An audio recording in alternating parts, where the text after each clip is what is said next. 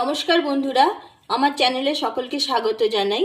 আজকে আপনাদের সঙ্গে শেয়ার করছি রাঙা আলুর মালপোয়া। নরম তুলতুলে রাঙা আলুর মালপোয়া এইভাবে বানিয়ে আপনারা শ্রীকৃষ্ণকে ভোগ নিবেদন করতে পারেন।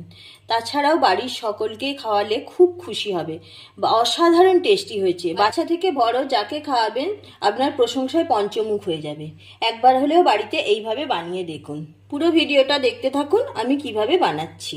রাঙা আলুগুলো সিদ্ধ করে খোসা ছাড়িয়ে গ্রেড করে নিয়ে চলে আসছি।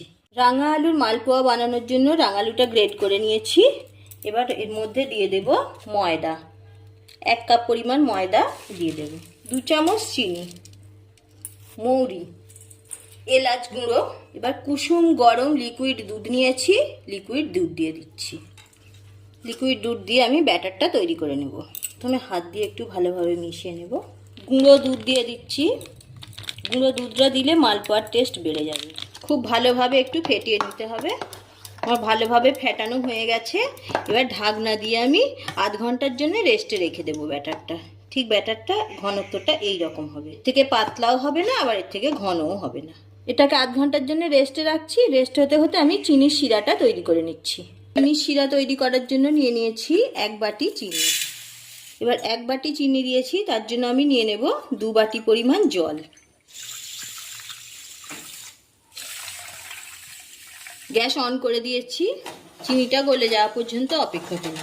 চিনিটা অনেকটাই গলে গেছে। এবার ফাটিয়ে রাখা এলাচ দিয়ে দিচ্ছি, সামান্য ঘি দিয়ে দিচ্ছি। চিনির শিরাটা একটু চটচটে ভাব আসা পর্যন্ত ওয়েট করব। শিরাটা রেডি হয়ে গেছে, আমি গ্যাস অফ করে দিচ্ছি। কয়েক ফোঁটা লেবুর রস দিয়ে দিচ্ছি। কড়াইতে তেল বসিয়ে দিয়েছি। আমি এবার মালপোয়াগুলো ভেজে নেব। দিয়ে দিচ্ছি। আমি সাদা তেল দিয়েই মালপোয়াটা ভাজছি, আপনারা চাইলে ঘি দিয়েও ভাজতে পারেন। দেখুন কত সুন্দর ফুলছে মালপোয়াগুলো। মিডিয়াম আঁচে ভাজতে হবে, হাই ফ্লেমে ভাজবেন না, তাহলে ভিতরটা কাঁচা থেকে যাবে। ভাজা হয়ে গেছে, তুলে নিচ্ছি। আরও একটা দিচ্ছি। এইভাবে সবগুলো ভেজে নিচ্ছি, তেলটা ঝাড়িয়ে তুলে নেব। রাঙা আলুর মালপোয়া আপনাদের যদি ভালো লেগে থাকে অবশ্যই চ্যানেলটা সাবস্ক্রাইব করে পাশে থাকবেন। পাশে থাকা বেল আইকন প্রেস করুন। ভিডিওটা স্কিপ না করে সম্পূর্ণ দেখতে থাকুন।